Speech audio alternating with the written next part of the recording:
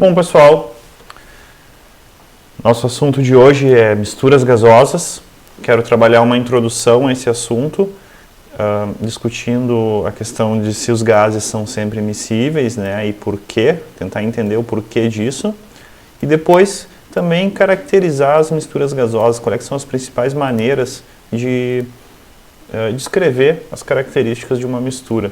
E aí a gente tem medidas de composição como fração molar, fração mássica e em relação a algumas propriedades dos gases, a gente desenvolve os conceitos devidos a Dalton, caso pressões parciais e uma lei das pressões parciais, e Amagá e os seus volumes parciais. E essas duas aí, elas se justificam, né, com base em evidências de experimentos e também com base na lei dos gases ideais. Dá para tentar entender por que isso acontece. Bora lá? Então tá. Pessoal, no quesito misturas gasosas, uma das questões que surge é: será que os gases sempre se misturam? E aí a resposta, né, basicamente sim, todos os gases podem ser misturados uns com os outros. A única exceção seria, tem gases que eles vão reagir prontamente, que elas mal entram em contato. Por exemplo, se tu quiser misturar vapores de gasolina com o gás oxigênio a 1000 graus Celsius, eles não vão ser realmente misturados, eles já vão reagir, né, dando a queima desse vapor de gasolina na mesma hora. Então, tirando situações de reação química, né, então sim, os gases sempre podem ser misturados. Né, é bem diferente da situação entre os líquidos, porque se você quiser misturar alguns líquidos, como água e óleo, você não consegue que eles se misturem e formem uma única fase. Com gases, você consegue, não importa que gás é. Como eu falei, né, exceto no caso de reação química. Então a resposta, sempre se misturam? Podemos dizer sim, sempre se misturam, certo? Exceto em caso de reação. E aí você tem que ver o que acontece. E qual é o motivo, né? Como é que você explica isso? Então aqui, pessoal, eu quero já trazer um modelo para a gente imaginar os gases, certo? Imagina que eu tenho aqui um gás A e um gás B. O que é uma das principais características do estado gasoso? Diferente do líquido, diferente do sólido.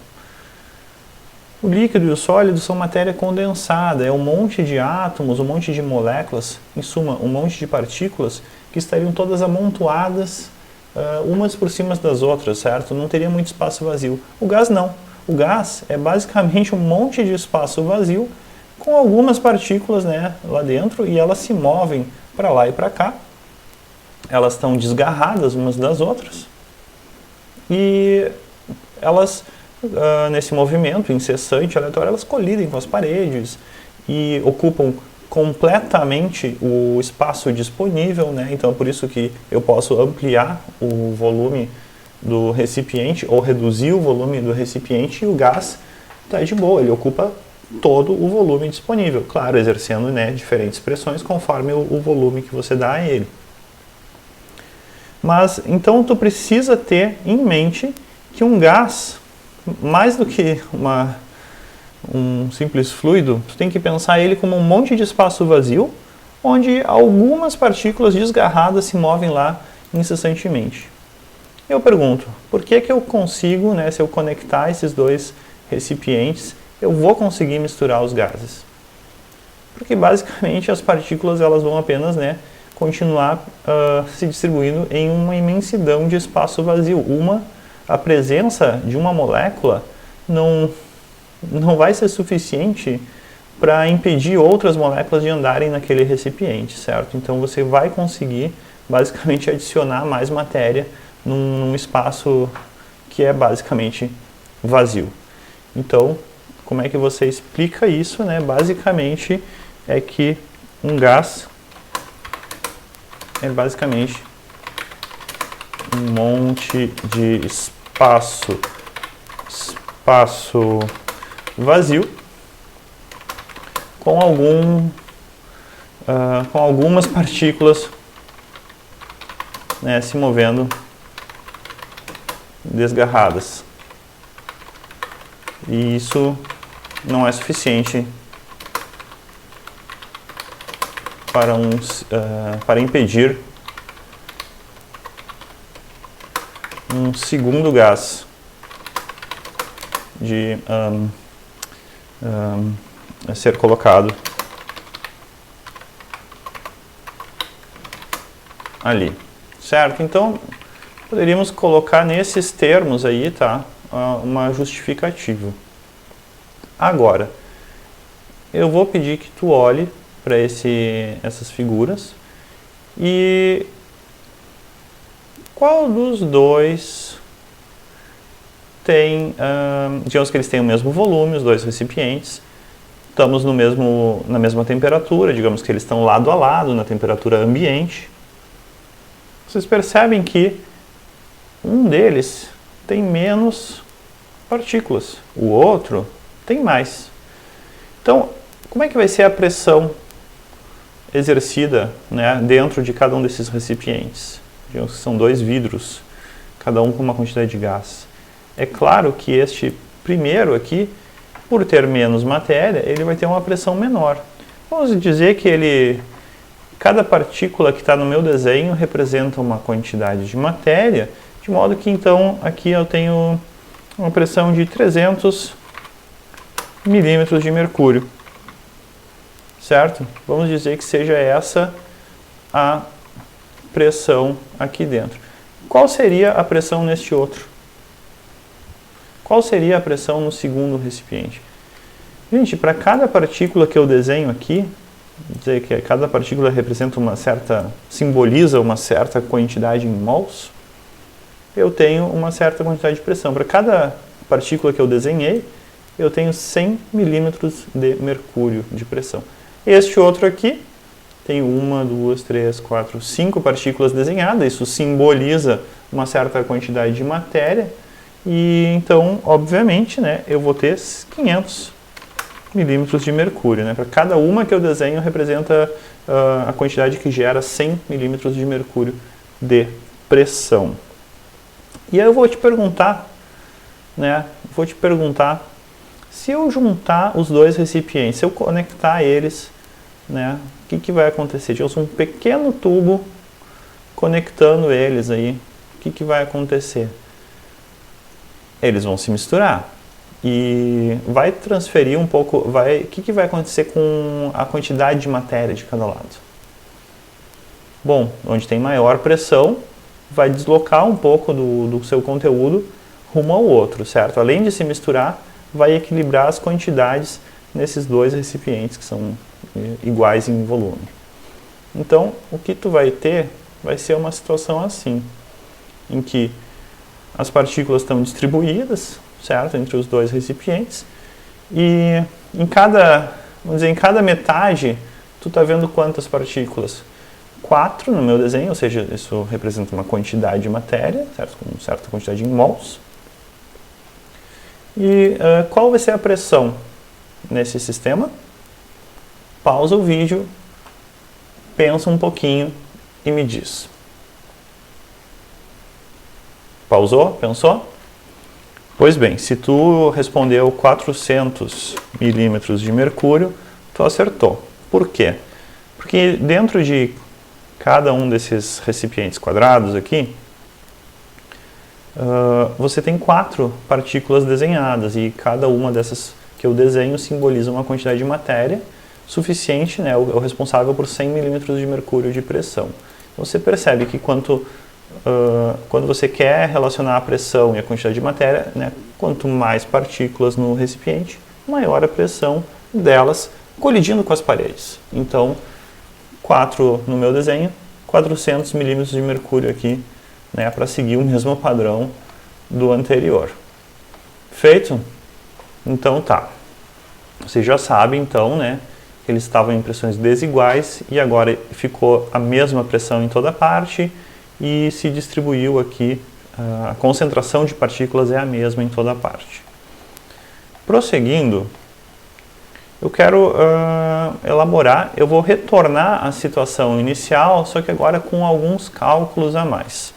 Então eu vou pedir para ti, né, isso aqui é o mesmo gás A e B de antes, só que agora foi dado algumas informações a mais. Vamos dizer que essas 3 partículas que eu represento aqui no primeiro gás simbolizam, né, cada uma 0,1 mol. Então eu tenho um total de 0,3 mols no primeiro recipiente desse gás A. E a massa a massa total aqui é 12 gramas. Então, eu vou te lançar um desafio, tá? Eu vou falar para ti apenas uma informação a mais. Os gases que aparecem aqui são gases nobres ali na tabela periódica, e eu vou te pedir que gás é esse. Pausa o vídeo, pensa uma estratégia para descobrir. Pausou o vídeo, tu tem um palpite qual é o gás? Como que tu fez? Bom, talvez tu tenha pensado, né, em calcular a massa molar, certo? A massa molar desse gás. Como é que você faz um cálculo de massa molar? Vamos fazer o seguinte aqui, ó. Massa molar seria quantos gramas, ou quanta massa, por unidade da quantidade de matéria, ou seja, pelo número de mols. Massa por quantidade de matéria, certo? Então, se você fizer esse cálculo na sua calculadora, você vai encontrar 12 gramas dividido por 0,3 mol. Seria esse o cálculo a ser efetuado. E você vai efetuar. Eu também estou efetuando aqui na minha. E acha 40, certo? Então eu vou colocar aqui 40 gramas por mol. Qual é a substância dentre os gases nobres que tem 40 gramas por mol na sua massa molar? Você vai procurar ali na tabela periódica e tem um gás que a massa molar é 40. Estou usando números arredondados aqui, tá, turma? É o argônio, certo? Então esse gás aqui seria o gás argônio. Então descobrimos, né, a massa molar do gás, e com isso, sabendo que era um gás nobre, vimos que é o argônio. Deixo para vocês aqui uma informação sobre o segundo gás. O segundo gás, quantos mols tem aqui representado? Você tem que ficar de olho, né, que cada bolinha, cada molécula, cada partícula que eu coloco representa uma quantidade em mols. Vocês viram que para o argônio, 0,3 mols era isso aqui. Quantos mols tem do gás aqui com as bolinhas rosas? Muito bem, se tu pensou 0,5 mol, pensou correto. E se tem 2 gramas nesse 0,5 mols, qual é a massa molar e que gás é esse? Massa molar é, nesse caso, 2 gramas sobre 0,5, ao dividir 2 por 0,5, o que você encontra? 4 gramas por mol. Qual é o gás que tem a massa molar de 4 gramas por mol? Muito bem, é o hélio, né? Tu deve lembrar da tabela periódica. O gás com massa molar igual a 4 gramas por mol é o hélio. Então eu tenho aqui hélio e aqui eu tenho argônio. Muito bem. Então, eles estão sendo misturados aqui. E eu gostaria, né, de saber como é que a gente vai descrever a composição dessa mistura. Tá bem? Como é que a gente vai descrever? A gente sabe que tem uma certa quantidade de cada substância. Quantos mols de argônio? 0,3 mol do argônio. A gente lembra disso. Quantos mols de hélio? Foi 0,5 mol do hélio, que é o gás B. Qual é o total de matéria, de partículas de gás? 0,8 mol. Esse é o nosso total. Gente, então a gente concebe aqui uma grandeza bem importante, que é as frações molares, tá? As frações molares, a fração molar quer dizer que fração dentre um total que corresponde a cada um dos gases. Nesse exemplo aqui, então, né, a fração molar do gás A, que é o argônio, vai ser a quantidade de argônio dividido pelo total, certo?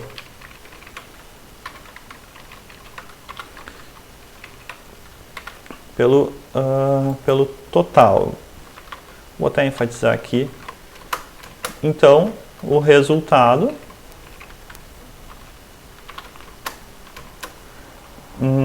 0,3 sobre 0,8. Fica um adimensional. Porque mol cancela com mol. 0,3 dividido por 0,8. Na calculadora, 0,375. Então, eu vou colocar aqui já o resultado final. 0,375. Então, eu vou puxar um pouquinho mais para cá. Ops.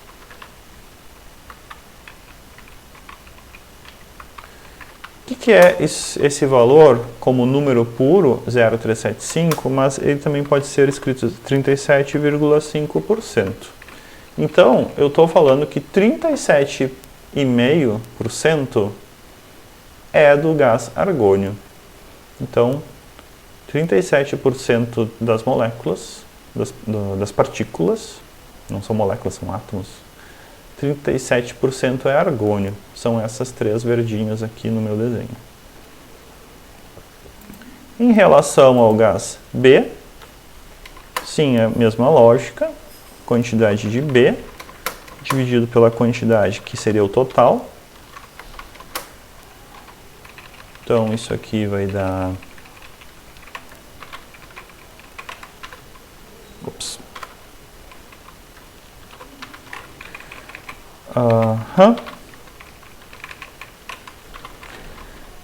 Quanto é que vai dar isso? Seria 0,5 sobre 0,8. 0,5 sobre 0,8. 0,5 dividido por 0,8. 0,625.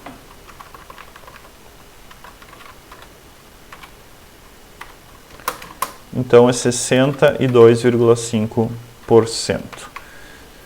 Se eu não soubesse que era 0,5 para dividir por 0,8, ainda poderia saber, era só pegar o total, que é 100%, e subtrair o 37,5%. Eu teria ficado 62,5%. Então também daria para fazer o cálculo por aí, né? Porque então o total, a soma delas, né, vai dar 1 ou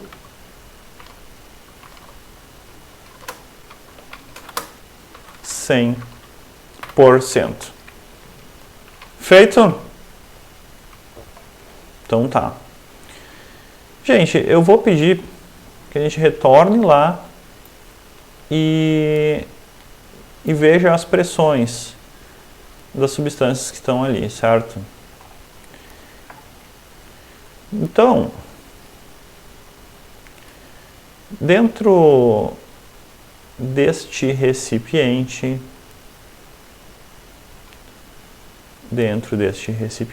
todo, nós sabemos que a pressão total, a pressão que existe aqui dentro, é uma pressão de 400 milímetros de mercúrio. A gente já fez essa consideração antes, lembrando que cada bolinha dessas vai contribuir, né, para 100 milímetros de mercúrio dentro de uma das metades, dos quadrados aqui. Isso é o total. Agora, se eu quisesse pensar no recipiente inteiro, né, como tem 8 dessas bolinhas, você pode pensar assim, que cada partícula corresponde a 50 milímetros de mercúrio, né? Então 50, mais 50, mais 50, mais 50, mais 50, 50, 50. Então, ou cada um desses 0,8 mols, ou 8 partículas desenhadas, né, cada uma dá 50 milímetros de mercúrio, totalizando os 400, que é a pressão que está aqui.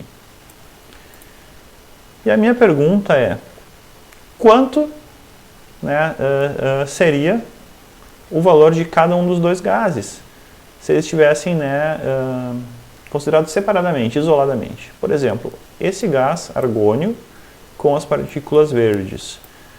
Olha, quando ele está nesse volume grande, que seria 2 quadrados, 2 caixas quadradas aqui, você tem, cada uma delas corresponde a 50 milímetros de mercúrio, ou seja, cada 0,1 mol gera 50 milímetros de mercúrio de pressão. Totalizando 150, correto? Então eu vou escrever que a pressão no recipiente tem um total de 400 milímetros de mercúrio, né? Mas 150 milímetros de mercúrio seria o valor do argônio sozinho. A mesma consideração, se eu quiser perguntar a pressão gerada pelo hélio, imagina que o hélio estivesse sozinho aqui. Eu tenho 1, 2, 3, 4, 5 partículas no meu desenho. Isso quer dizer 0,5 mols. E cada uma gera o quê? 50 milímetros de mercúrio nesse recipiente com as duas metades. Então 50 milímetros para cada 0,1, para cada partícula, são 5 partículas. 5 vezes 50, 250. 250 milímetros de mercúrio. Tá aí. Então eu tenho essa pressão, o A isoladamente geraria 150 naquele recipiente duplo, o B isoladamente geraria 250 naquele recipiente duplo, e o total é 400, que simplesmente é a soma dos dois valores, certo? Então tá. Então isso que a gente fez aqui, né, é uma maneira de falar na composição e falar na pressão dos nossos gases. Né, gostaria, né, de ainda frisar que você pode simplesmente calcular usando as frações molares. Por exemplo, 37,5% do total da pressão que existe da mistura, se você fizer a conta, você vai descobrir o quê? Esse 150 que está aqui. É só pegar, por exemplo, 400 vezes 0,375. Dá o 150 que está aqui. Então você pode, é bem interessante utilizar as frações molares para calcular as pressões parciais de cada componente, né, uma vez que tu tenha a pressão total. A gente vai falar disso daqui a pouquinho de novo. Bora, outra maneira de representar a composição é utilizando as massas, certo? Tem a massa do gás A, a massa do gás B, a massa total da mistura e as frações mássicas. Espera, vamos retornar ali. Gente, qual é a massa de A? 12 gramas. Qual é a massa de B? Apenas 2. Percebe que o gás B, o hélio, ele tem a maioria da matéria em número de partículas, em mols, mas ele tem não tem a maioria da massa, certo? Porque as partículas do hélio são muito leves. Então vamos lá, vamos calcular a composição em termos de massas.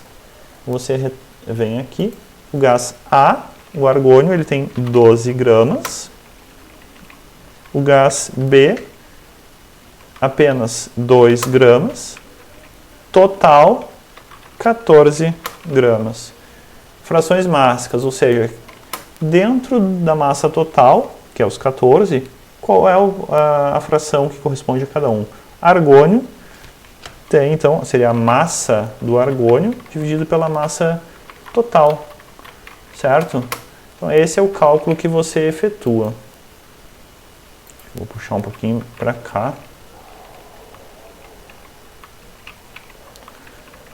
Massa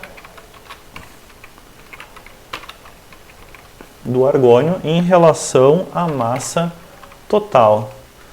12 sobre 14. 12 gramas sobre 14 gramas. Isso dá 12 dividido por 14 na calculadora. 0,857. Então, eu vou colocar aqui 0,857 e isso é o mesmo que 85,7%. Então, 85,7% da massa é o gás argônio. O argônio tem a minoria das partículas, porém a maioria da massa. Então, como é que eu vou calcular agora a quantidade ou a fração mássica de hélio, do B? Olha, o cálculo é no mesmo formato, tá? Mas eu vou pedir aí para ti que faça uma pausa no vídeo e calcule da seguinte maneira. Considera que o total é 100%, então se você subtrair o argônio, 85,7, você vai encontrar o hélio. Faz dessa maneira. Fez?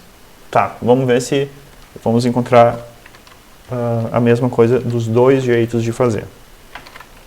Eu vou escrever aqui pela definição, massa de B dividido pela massa total, que vai ser 2 sobre 14 gramas. E se eu pegar e dividir 2 sobre 14, 0,143. 0,143. Que nada mais é do que 1 menos o 0,857. Ou, né, 100 menos 85,7, que seria o 14,3. Então, dois jeitos de calcular e chegar na conclusão. Então, o total é 1, né? 1 ou 100%. Fechou? Isso está fazendo sentido para ti? Pensa aí se tem alguma dúvida. Bom, se tiver tudo ok, a gente vai fazer o seguinte, exercício. Um gás de mergulho, esses mergulhadores aí que vão no oceano, enfim. Um gás de mergulho tem fração molar de 13% de O2 e o restante de hélio.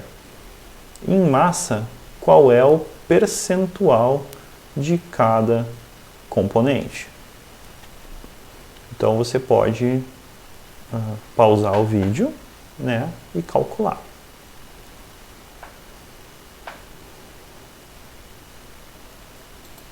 Fez o cálculo? Bom, tem várias maneiras de efetuar esse cálculo, tá? Mas uma maneira, né, seria a gente pensar uma quantidade desse gás. Já que estamos falando aqui em percentuais, a gente poderia imaginar que eu tenho uma quantidade total de 100 mols, só arbitrariamente, né? Não que precise ser 100 mols, mas vamos só para facilitar a linha de raciocínio. E se você tiver 100 mols,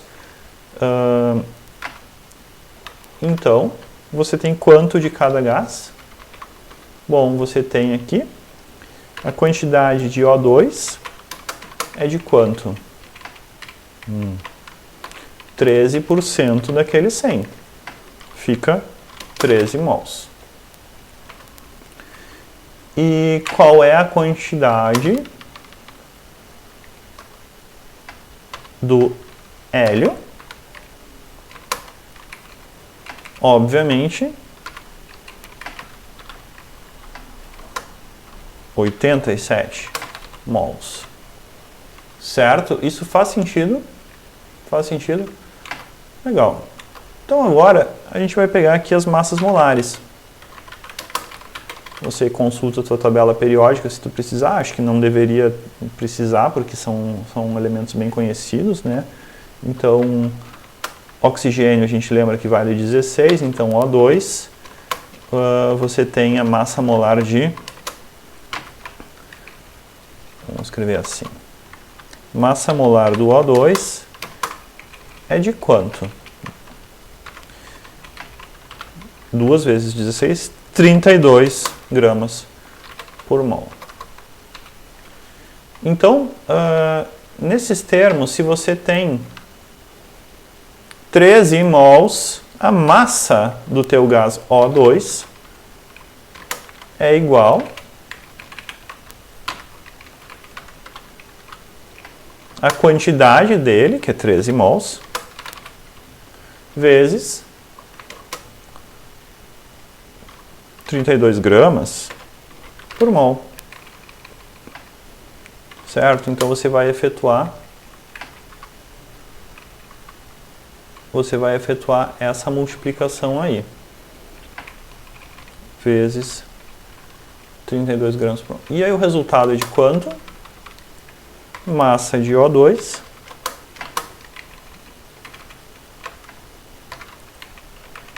é quanto? 32 vezes 13,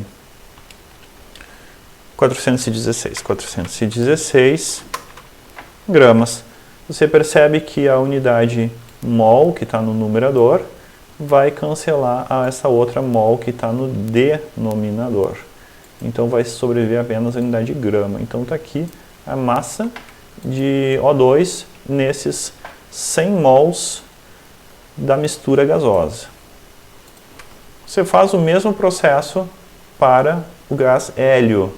Você percebe que o hélio está em maioria, né, em número de mols. A quantidade de partículas de hélio é muito maior.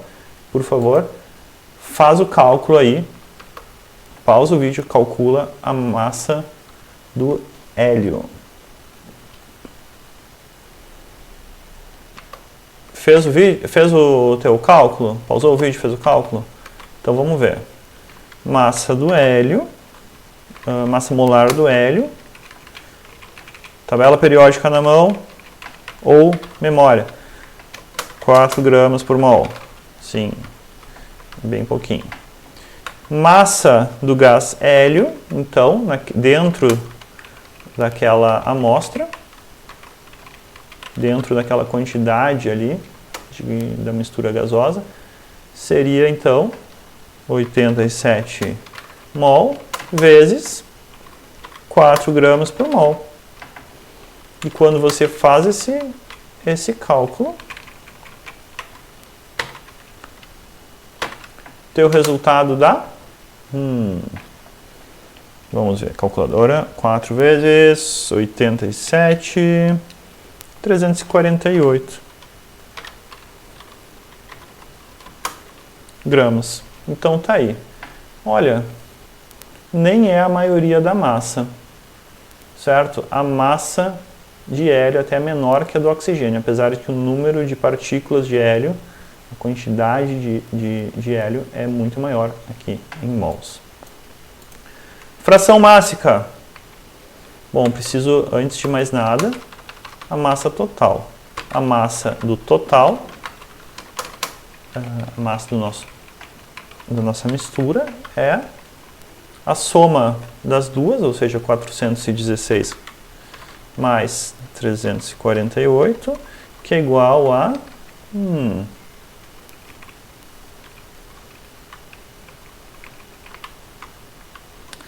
que é igual a... Vou somar aqui... 764 gramas. Então temos a massa total e temos as massas parciais. Então você vai poder calcular as frações. Fração de O2 em massa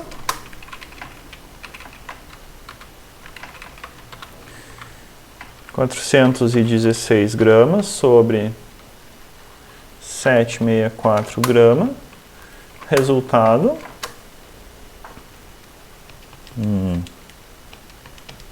Confere aí se está certo. 0,54. Arredondando 54,4 vai. 54,4%. Então, um pouquinho mais da metade é O2.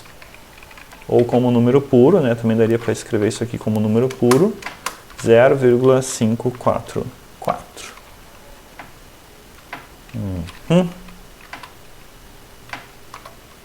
Tá? Você pode escrever nesses termos. Para o hélio,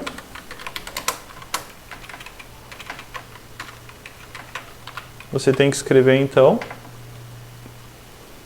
348 sobre 764, grama sobre grama cancela, e obviamente, né, isso aqui é nada mais do que 100 menos 54,4, isso vai dar 45,6. 45,6. Pode ser?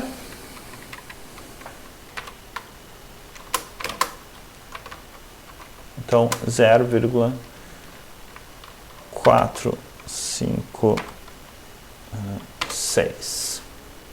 Então tá, né? Na verdade aqui talvez, se tu calcular e achar um pouquinho diferente, é porque eu tenho um arredondamento na última casa, tá? Mas essa é a ideia.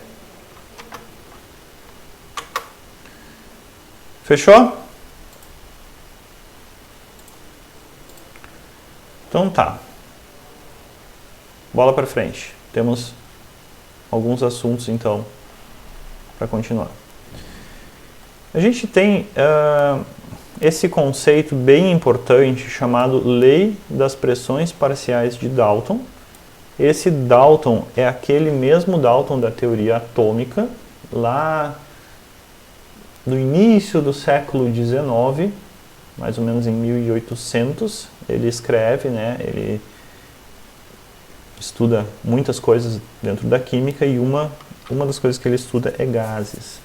E ele estuda, inclusive, misturas gasosas, e ele traz o conceito de pressões parciais. Pressão parcial é a pressão que um gás exerceria se ele estivesse sozinho, no mesmo volume e na mesma temperatura que a mistura, certo? Então, ainda há pouco, né, a gente trabalhou esse conceito aqui, quando a gente falou dessa mistura gasosa do argônio com o hélio. Eu questionei, né, quanto teria sido a pressão que o argônio teria exercido se estivesse sozinho, se o hélio estivesse sozinho, mas qual é a pressão que realmente é exercida pela mistura, que é a combinação dessas duas pressões aqui, a soma delas. Então, esse é basicamente, né, o conceito de pressão parcial. E o enunciado que Dalton, né, o que Dalton nos fala? Ele nos fala que a pressão da mistura gasosa é igual a quanto? Bom, a pressão da mistura vai ser igual à soma das pressões parciais, né? A pressão do gás A mais a pressão do gás B, certo? Então, naquele exemplo só tinha dois gases, então era só somar ambos. Então a pressão que você encontra para a mistura é a soma desses dois. Pode haver mais gases? Pode, né? Se houver mais gases, a pressão da mistura é a soma das pressões parciais. É isso, tá bem? Então, fique, né, com esse conceito aí.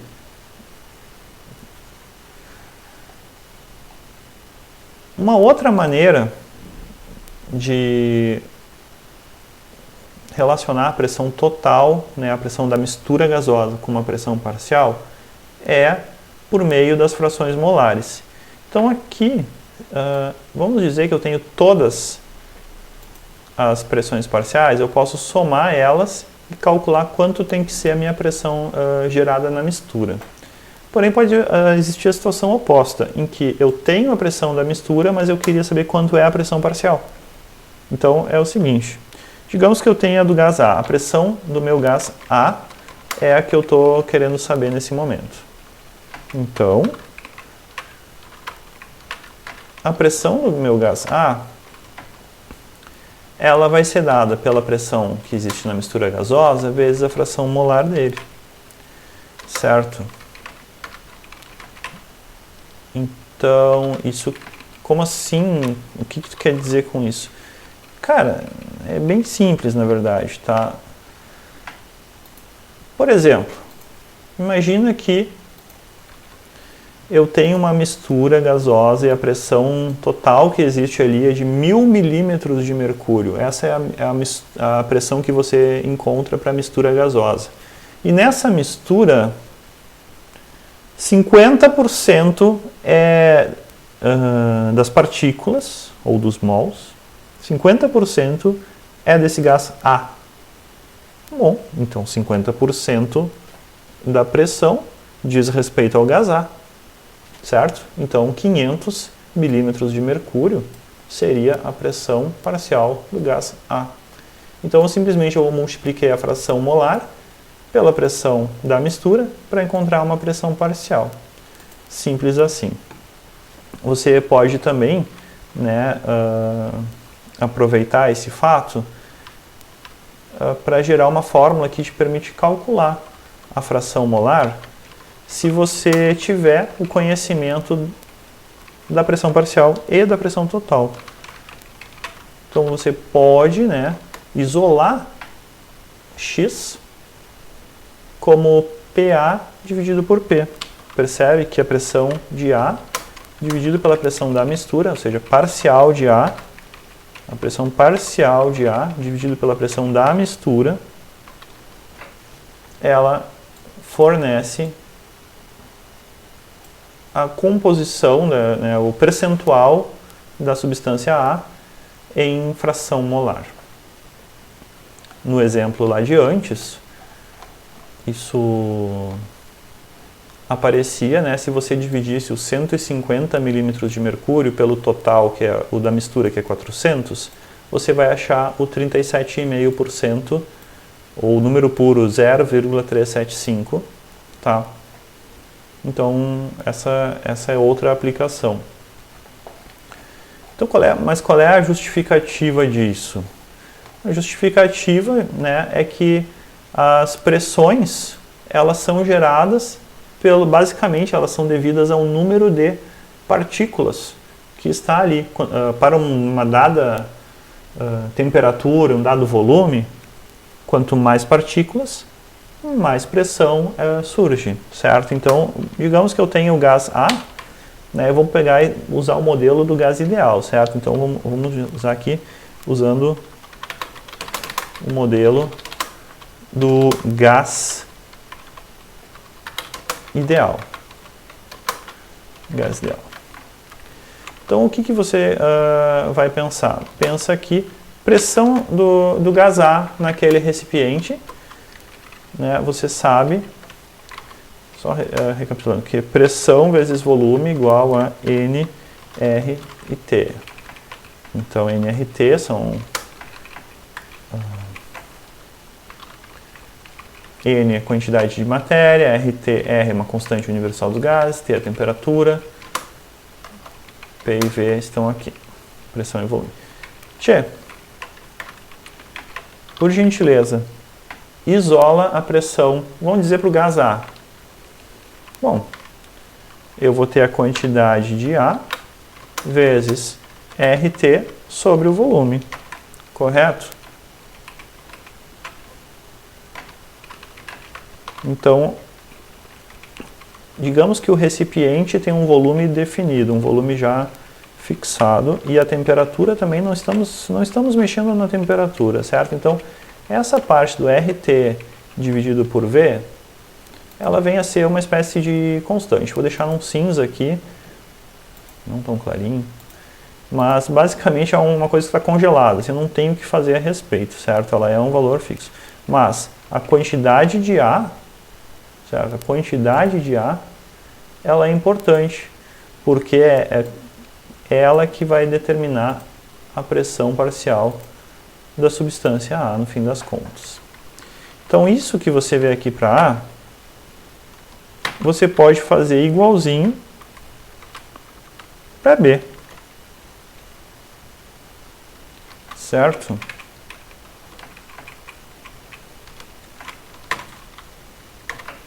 Você pode fazer igualzinho para a substância B.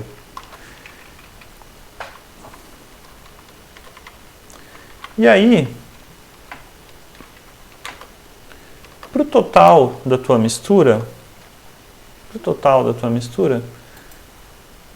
você tem que quantidade de partículas? No total, você tem uma quantidade de substâncias, de partículas, que é a soma de partículas de A mais as partículas de B. Correto?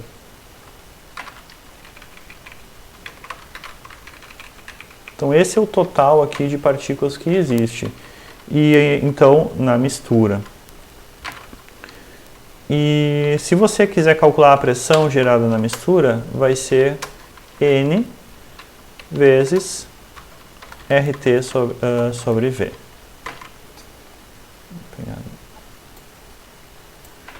É claro que o termo RT sobre V, ele é algo constante, nós não estamos variando. E qual é que é o valor desse N?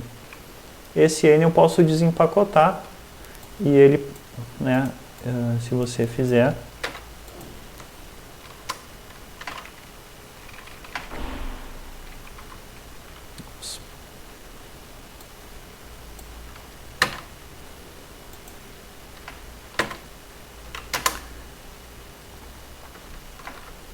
ele é Na mais Nb, certo?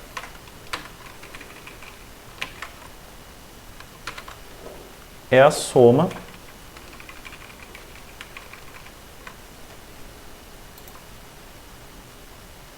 de duas quantidades que já apareceram antes. Então esse N aqui, essa quantidade total, é a soma. E se você aplicar a álgebra simples, você vai conseguir ver que Na vezes RT sobre V é essa primeira pressão aqui. Enquanto que o NB vezes RT sobre V é essa segunda pressão aqui. Então o resultado final disso é que você vai encontrar que P é igual, né, fazendo por partes aqui, então,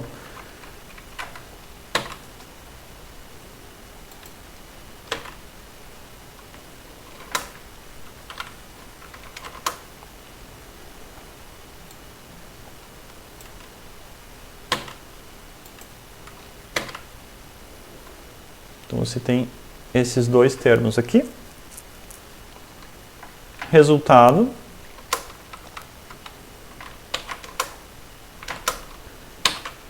é a soma da pressão de A com a pressão de B parciais. Ups.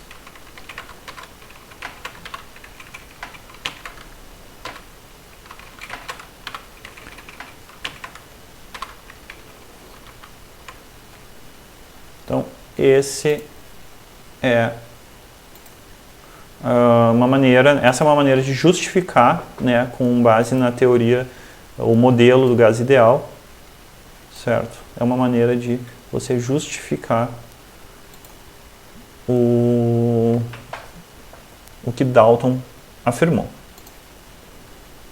certo? Dalton, na época, né, ele constatou, então, esse fato aí. Bom, exercício. Em uma amostra de ar úmido, o vapor de água tem a pressão parcial de 20 milímetros de mercúrio. Do restante, 80% é N2 e 20% é O2. Importante que eu falei que do restante, certo? Perfazendo a pressão total de 770 milímetros de mercúrio. determine as parciais que faltam e a fração molar de todos os componentes. Então tá. Pausa o vídeo e tenta resolver essa questão. Pausou o vídeo, tu tens aí a tua tentativa? Vamos conferir então. Gente, vamos aplicar a Dalton, lembrando que a pressão total, a pressão da mistura, é de 770 milímetros de mercúrio. Então esse é o nosso total. Mas o total, no nosso caso, ele é a soma de quê? É a pressão da água, vapor de água, mais a pressão de quem? Do N2, mais a pressão de quem? Do O2, certo? Essas são as 3 pressões parciais que tu precisa incluir, né? Precisa considerar. E uma delas já é conhecida, certo? Então, total 770 e H2O 20 milímetros de mercúrio. Então, isso que você tem aqui, ele vai ser 770 é igual a 20 mais a pressão de N2 mais a pressão do O2, certo? Onde eu não estou escrevendo as unidades, né? Mas então a minha pergunta, né? Quanto é que vale esse N2 mais O2?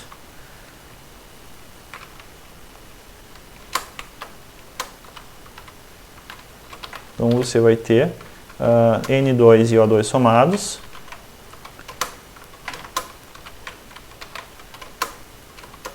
É só você isolar eles, né? 750. Correto? 770 é o total, incluindo a água. Removendo o valor da água, fica apenas a parte seca do ar, 750 milímetros de mercúrio. Quanto é a pressão de N2 e quanto é a pressão de O2? Tu calculou isso?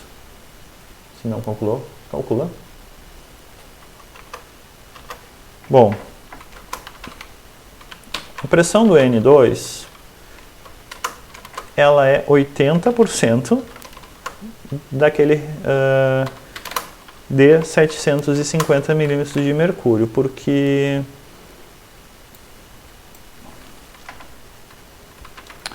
como foi falado aqui, ó, quando você exclui a água, o restante, 80% é N2 e 20% é O2. Então, 80% das moléculas, né, dessa parte que restou, 80% das moléculas são de N2. Isso quer dizer que 80% da pressão que cabe a esses dois componentes é a parcela do N2. Então você vai fazer 80% de 750 milímetros de mercúrio. Em outras palavras,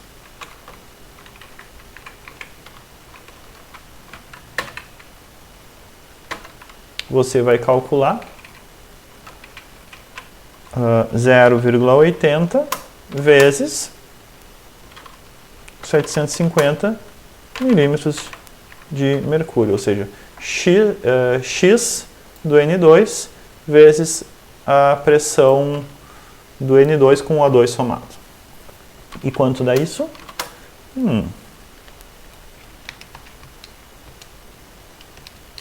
600 milímetros de mercúrio.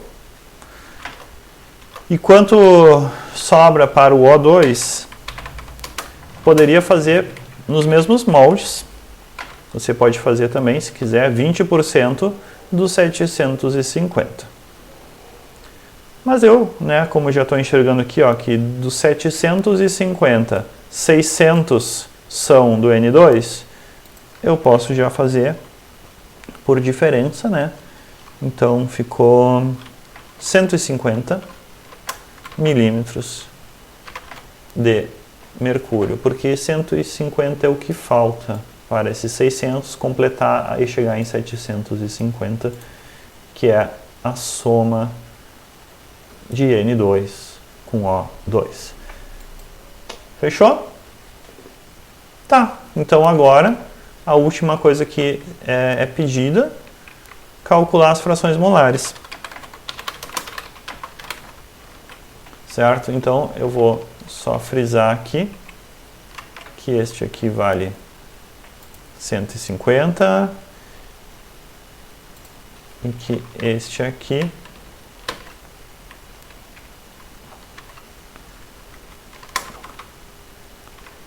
vale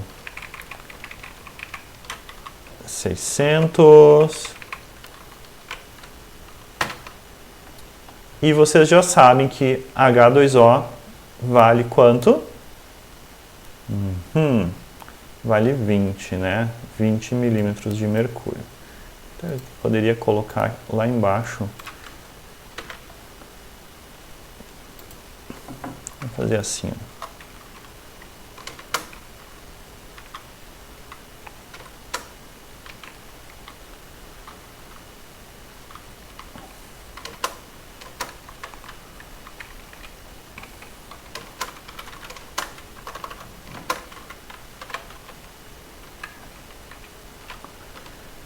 Tá, acho que estão aí, então, as 3 informações que a gente precisa. Qual é as frações molares? Cara, é só fazer como a gente já fazia antes. Fração molar da água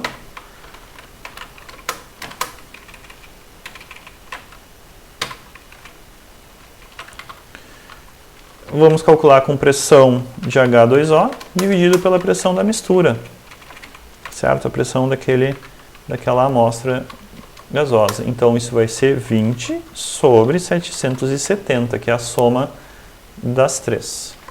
20 sobre 770...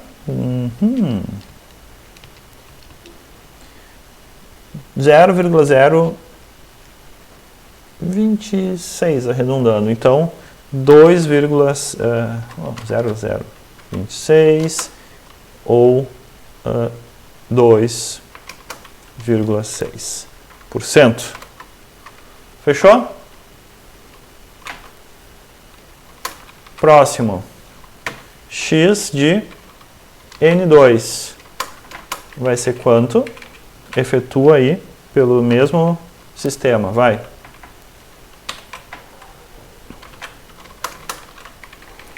Efetua. O que tu encontrou? 600 por 770. Isso deu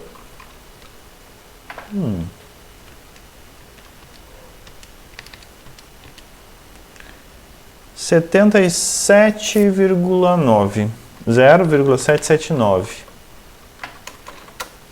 77,9%. Por último, X de O2. Bom, eu já vi que 2,6 somado com 77,9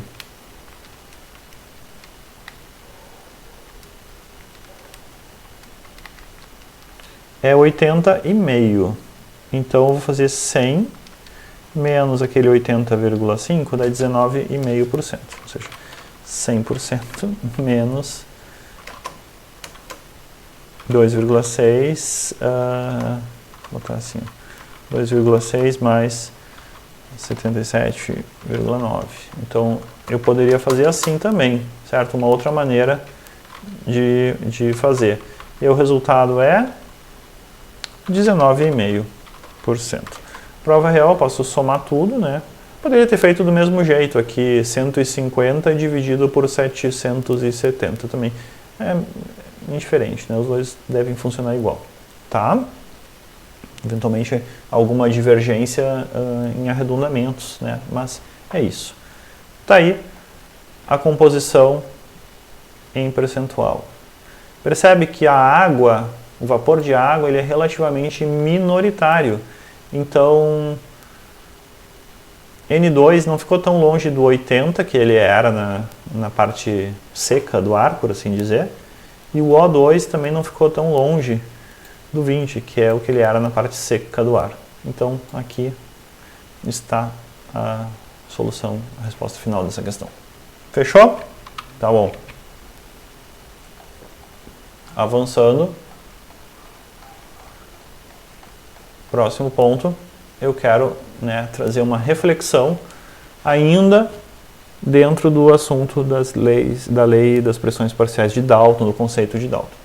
Dalton tem essa frase aqui: um gás é como vácuo para outro gás. E o que ele quer dizer com isso? Basicamente, ele quer dizer que um gás pode penetrar em outro gás como se não tivesse nada ali. Como assim? O que tu quer dizer? Bom, eu vou trazer aqui um exemplo, tá? Para a gente desenvolver o conceito. Imagina esse experimento aqui em que eu coloco dois recipientes unidos aqui por uma conexão onde tem uma película de paládio metálico. O paládio, ele é uma partícula que não deixa gases passar, só um gás pode passar através do paládio, que é o hidrogênio. O hidrogênio, ele consegue penetrar na estrutura do paládio sólido e pode passar para o outro lado. É como se tivesse só demoraria um pouquinho, né? Mas ele passa, sim, de um recipiente a outro. Então aqui vocês estão vendo, a pressão é 1 bar, eu estou falando, e eu representei aqui 6 bolinhas, representando 6 moléculas de hidrogênio. Na verdade seria talvez, não sei, 6 mols, imagina, ou sei lá, 6 unidades aqui da quantidade de hidrogênio. O que vai acontecer após algum tempo? Dá o tempo que for necessário, ele vai chegar numa situação de equilíbrio, certo? O hidrogênio começa a passar, mas ele não vai passar para sempre, ele não vai atravessar todo o hidrogênio para lá. Ele vai chegar a uma condição de equilíbrio em que metade do hidrogênio ainda ficou aqui e a outra metade ficou do lado direito. E por que isso está acontecendo? Isso está acontecendo porque, bom, à medida que algumas moléculas atravessam o paládio da esquerda para a direita, outras da direita para a esquerda, exatamente na mesma velocidade. Por quê? Porque nos dois lados tem a mesma quantidade, a mesma concentração, ou ainda, né, a mesma pressão do gás hidrogênio. Lembra que originalmente, quando todas as 6 estavam aqui, todas as 6 bolinhas estavam aqui, era 1 bar. Então agora é 0,5 bar de cada lado, porque a pressão, né, ela vai na proporção de partículas, certo? É proporcional ao número de partículas. 0,5 bar de cada lado. Então as pressões estão iguais. Meio que não tem mistério isso aí, faz sentido, né? Imagino que todo mundo imaginou que era isso mesmo que ia acontecer. Agora é que vem a situação interessante, é um experimento 2, em que o recipiente esquerdo ele começa igual, com 6 moléculazinhas aqui desenhadas, né? E ele representa aqui uma situação que tem 1 bar do teu gás hidrogênio. Só que aqui, em vez de deixar vácuo, né, como que um convite para o hidrogênio passar para o recipiente da direita, não, você coloca um outro gás, um gás que o paládio não deixa passar. É o N2, o nitrogênio. Então você vai deixar o hidrogênio atravessar, se ele quiser, mas acontece que já tem uma pressão de 1 bar de N2 aqui. Então, isso vai impedir o hidrogênio de atravessar? Isso vai inibir o H2 de passar para a direita? O que tu acha? Pensa, passa ou não passa o hidrogênio? Algum hidrogênio? Pensou? Pois é, tu deve ter o teu palpite aí, e muitas pessoas têm o palpite de que não, já tem gás do lado direito, isso seria um impedimento. Mas o fato é que não é um impedimento. Após um tempo, o que resulta? Metade do hidrogênio passou. Exatamente, né, como se não tivesse nada aqui, como se tivesse vácuo aqui. Então, o que ficou de hidrogênio do lado esquerdo, 0,5 bar, a pressão do hidrogênio, a pressão do recipiente é apenas o hidrogênio, e do lado direito, o que fica? Bom, N2 tinha 1 bar, 1, mais 0,5, que é o que entrou de hidrogênio, totalizando então 1,5 bar. Então você tem uma pressão, né, desequilibrada entre os dois lados. Mas se você olhar apenas para o hidrogênio, ela está equilibrada. Então o hidrogênio que ele pode passar, ele se comportou como se não houvesse nenhum impedimento para ele entrar aqui, como se tivesse vácuo. É isso, né, que a gente entende. Um gás é como vácuo para o outro gás. N2 foi como vácuo na hora da entrada do hidrogênio. E por quê? Qual é a justificativa? De novo, você tem que pensar o que é um gás ao nível submicroscópico. Ele é um monte de espaço vazio. Tu tem que imaginar ele, né, embora tu não enxergue, mas tu tem que imaginar na tua mente. Um gás é um monte de espaço vazio com apenas algumas partículas ali desgarradas, tá? Então, tem um monte de espaço vazio. Não vai faltar chance para uma molécula de hidrogênio atravessar o palágio e passar para a direita. Assim como algumas moléculas que estão aqui de hidrogênio também vão passar de volta para a esquerda, vai chegar àquela situação de equilíbrio totalmente semelhante a esta que a gente teve originalmente. O N2, se ele está presente ou não está presente, pouco importa. Por que pouco importa? Porque basicamente o N2, assim, olha, ele é tão pouca coisa. O que tem mesmo aqui, ó, o que tu tem que frisar, assim, que eu tenho que frisar é que tem um monte de espaço vazio aqui. Não falta lugar para as moléculas de H2. Fechou? Então tá. Por que isso acontece, né? Porque basicamente um gás é um monte de espaço vazio. Vazio com algumas partículas desgarradas. Tá bom? Então, elas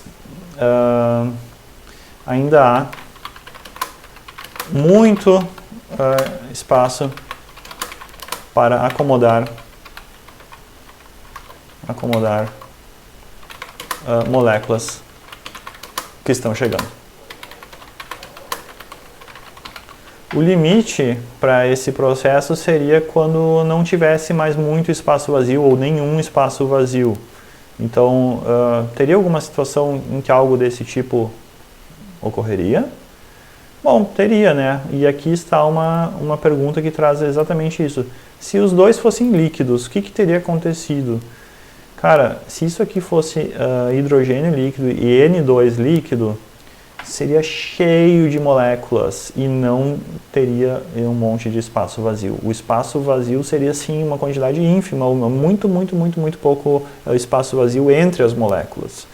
Então, não daria, certo? Digamos, as moléculas de hidrogênio, vamos dizer aqui, tinha um estágio cheio de hidrogênio aqui, cheio de nitrogênio aqui. Não teria espaço para uma delas passar para lá. Então, se fosse líquidos, aí não teria havido migração de H2 e a ideia de Dalton não seria aplicável, certo? Né? Não, simplesmente não há espaço vazio que chegue entre essas moléculas. Faz sentido para ti? Então tá, espero que sim. Qualquer coisa, né, pergunta lá. Bom, existe uma outra perspectiva para a gente discutir a situação das misturas gasosas, o que acontece nas misturas gasosas, e é a perspectiva de Amagat.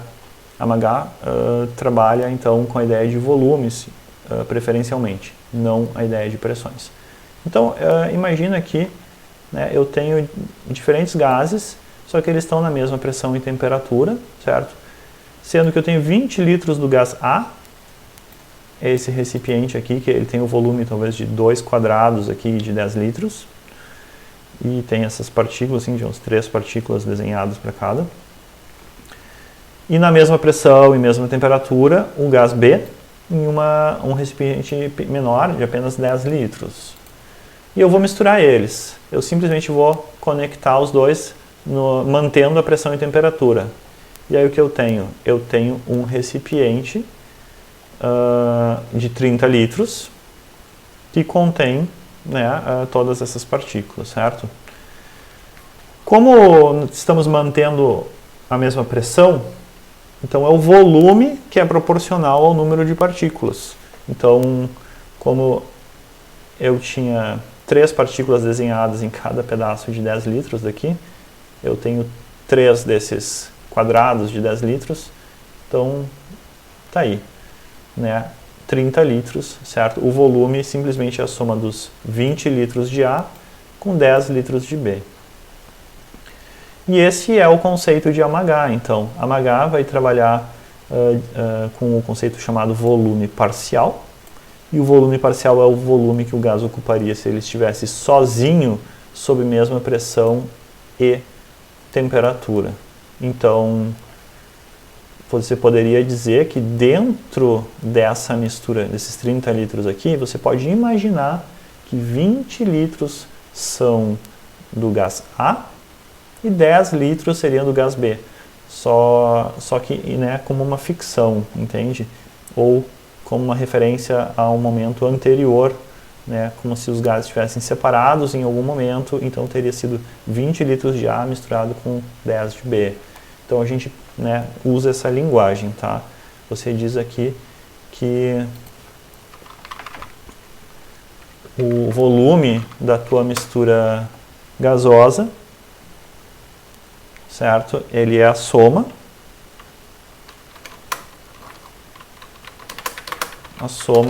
dos volumes parciais. É que nem Dalton tinha dito que a pressão de uma mistura gasosa era a soma das pressões parciais. Aqui é a mesma lógica, só que com volumes. Então V é igual ao volume do primeiro gás, mais o volume do segundo gás, mais os outros gases, se houver.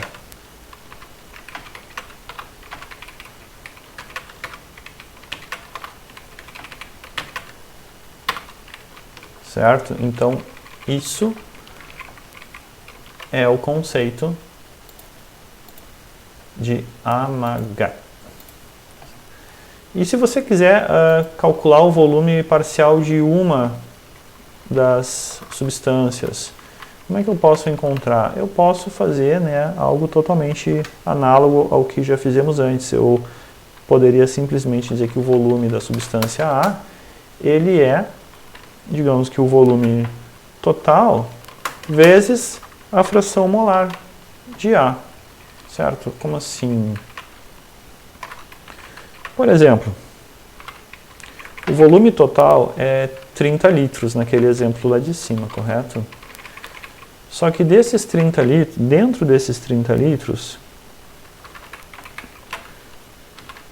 dentro daqueles 30 litros, tu percebe que 1/3 das partículas são essas vermelhinhas, que são o gás B, e 2/3 são as rosinhas, que são o gás A. Então, se eu pegar e multiplicar o volume total de 30 litros por 2/3, eu vou ficar com o 20 litros, que é o volume parcial da substância A.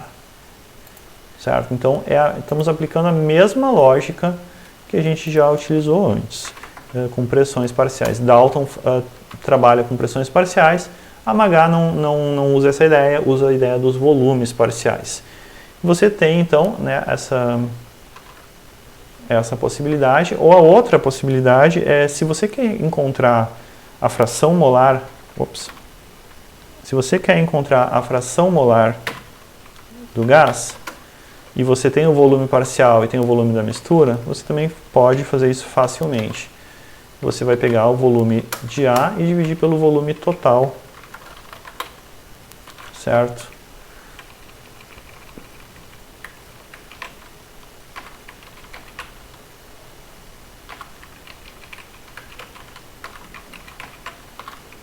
Então, tá aí, né? Vê o volume total.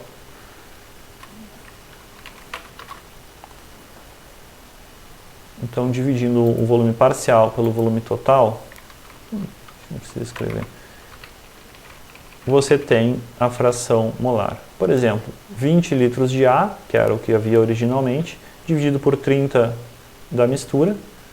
Importante entender que não estamos mudando a temperatura e pressão. O que ocorre?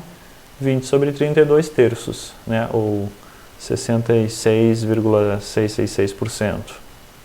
Então está aí o cálculo de uma fração molar. Então você pode imaginar que a fração molar ela é a fração volumétrica também, certo? Eu posso dizer que 2/3 do volume é o gás A e 1/3 daquele volume é o gás B. O que dá na mesma que dizer que 2/3 das moléculas ou das partículas são do gás A e 1/3 é do gás B. Enfim, eu quero mais uma reflexão ainda de vocês, que é se você quisesse misturar dois líquidos ou dois gases altamente comprimidos, a lei de Amagat ainda funcionaria? Pensa um pouquinho, pausa o vídeo e pensa. Tá, vamos ver então. Se tu pensou aí, vamos imaginar 20 litros de um líquido A e 10 litros do líquido B. Eu misturo esses 20 litros de A com 10 de B. O resultado vai ser mais ou menos quanto? Não é garantido que vai ser exatamente 30 litros, tá? Mas provavelmente vai ser bem arredondado, assim, bem próximo de 30 litros. 20 litros do primeiro líquido, 10 litros do segundo líquido, sim, eles devem se somar. Num líquido ou num gás altamente comprimido, certo? Realmente, você tem menos espaço vazio entre as moléculas, mas ainda assim o volume, né, pode ser aproximadamente somado. Então, uma lei como a lei de Amagat, sim, ainda funciona aproximadamente.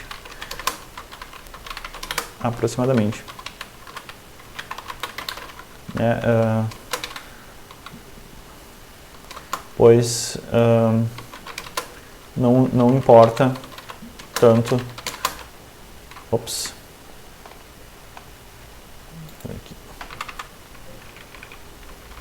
Se existe muito espaço entre as moléculas, tá? Ou pouco. Então,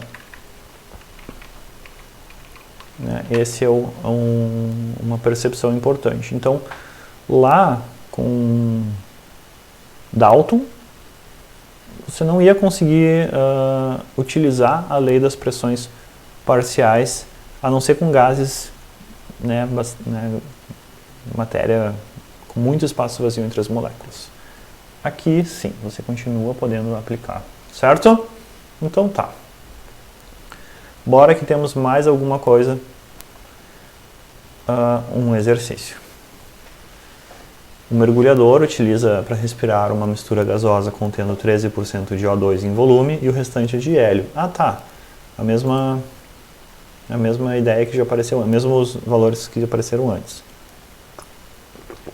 Qual é a fração molar de cada gás na mistura? Quando tu fala 13% em volume, é a fração volumétrica, tá? Ela é igual à fração molar. Como nós falávamos aqui, ó. Fração molar é igual à razão entre o volume parcial de A e o volume total de uma mistura. Então isso aqui, fração entre os volumes, a fração volumétrica, é a mesma coisa, é o mesmo valor da fração molar. Então você vai dizer o quê? Que é igual a 13% ou 0,13, que é igual a 13% para o caso do O2. O outro gás, vale quanto para o hélio? 87%, o 0,87%, para o caso do gás hélio, certo? Então você pode escrever, de uma outra maneira, assim, botando mais formalmente, X de O2 é igual a 0,13, X do hélio é 0,87. Somando, tem que dar 1 ou 100%. Feito? Então, só interpretar. Fração volumétrica e fração molar são iguais. Exercício 2. 3 gases majoritários do ar são N2, O2 e argônio. Eles têm, respectivamente, as frações molares 78%, 21% e 1%. Se uma sala de estar mede 3 metros por 6 metros por 2,5 metros, quantos litros de cada um desses gases há ali, segundo o conceito de Amagat? Pausa o vídeo, por favor, pensa, calcula a tua resposta.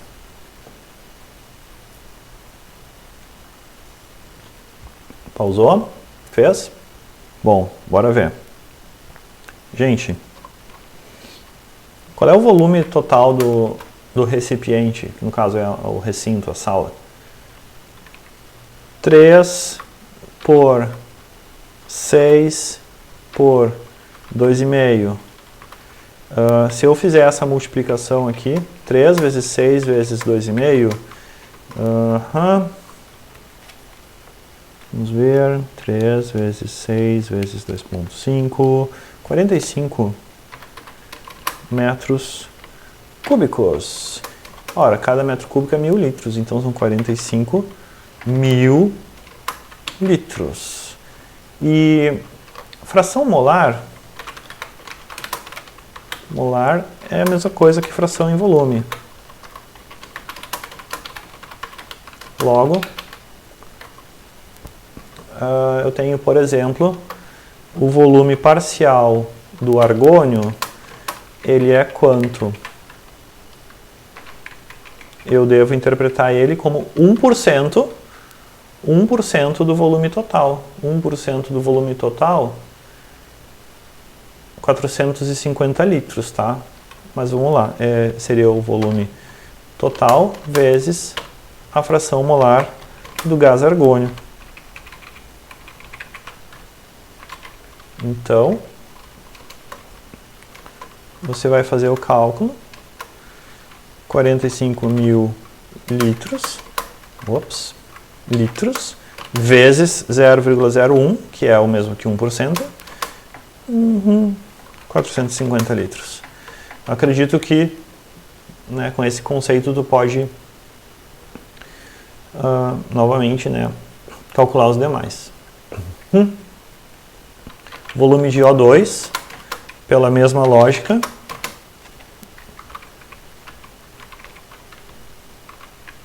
deu quanto?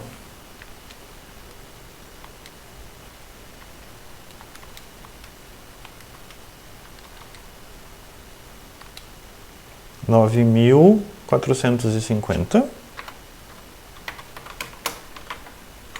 E o volume de N2, eu posso aplicar a mesma fórmula. Mas eu também posso simplesmente pegar os 45 mil litros, que é o total, e subtrair 450 e o 9.450. Ou seja, eu estou subtraindo 9.900. Se eu pegar então aqui, 45 mil menos 9.900, 35.100. 35.100 litros. Você poderia, né, fazer dos dois jeitos, então, certo? Você poderia pegar o ponto 78 e multiplicar pelo 45 mil. Tem que dar a mesma coisa. E, de fato, dá 35.100 litros. Feito? Então, tá. Espero que tenha sido tranquilo até aí.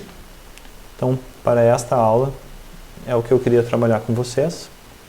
Um abraço. Qualquer coisa, apareçam com as dúvidas. Falou. Tchau, tchau.